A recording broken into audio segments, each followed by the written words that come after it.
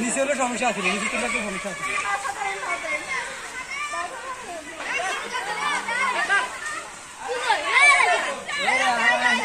আমি কেন মারবি জানি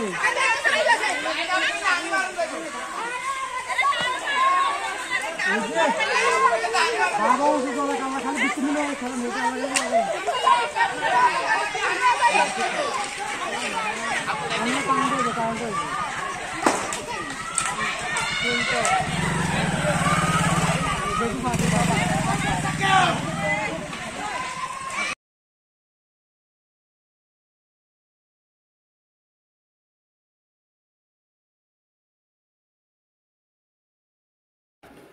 আসসালামু আলাইকুম রহমতুল্লাহি ওয়া বারাকাতুহু। আমি আব্দুল্লাহ কোয়েল হাসারি থেকে বলছি। আমার পুরাতন ঘর যেটা ছিল ওই ঘরে কোনো ফাঁকি ছিল না।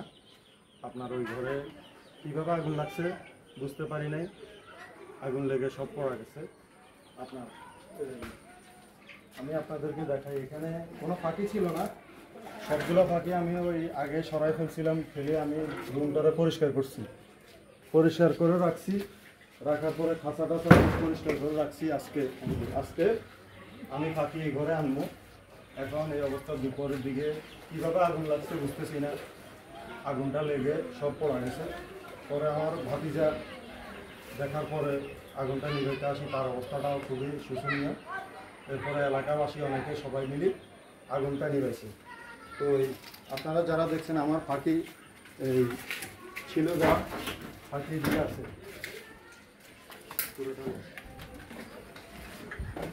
আমার ওই যে আল্লাহর অশেষ রহমতে আল্লাহর দরবারে শুকরিয়া আদায় করি আলহামদুলিল্লাহ যে আমার একটা ফাঁকিও মারা যায় না। যে ফাঁকিগুলো ছিল, ফাঁকিটা আমি এই প্রতিনিয়ত ফাঁকি মেশিন থেকে বের হয়, টাইম টু টাইম সেল করে ফেলি।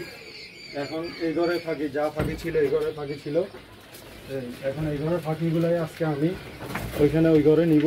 এর জন্য ঘরটারও সম্পূর্ণ প্রস্তুতি করে নিছিলাম। গতকালকে আমি ব্লিচিং পাউডার দিয়ে ঘরটাকে ওয়াশ করে জীবাণুমুক্ত করছিলাম। পাখিটা নিব, এই অবস্থায় আজকে দুর্ঘটনা ঘটছে। যাই হোক, আল্লাহ যা করে ভালোর জন্যই করে। আপনারা সবাই আমার জন্য দোয়া করবেন যেন আমি আবার খামারটাকে দাঁড় করাইতে পারি, যেন সুন্দরভাবে। আল্লাহর অশেষ রহমত যে আল্লাহ পাখিগুলোকে রক্ষা করছে।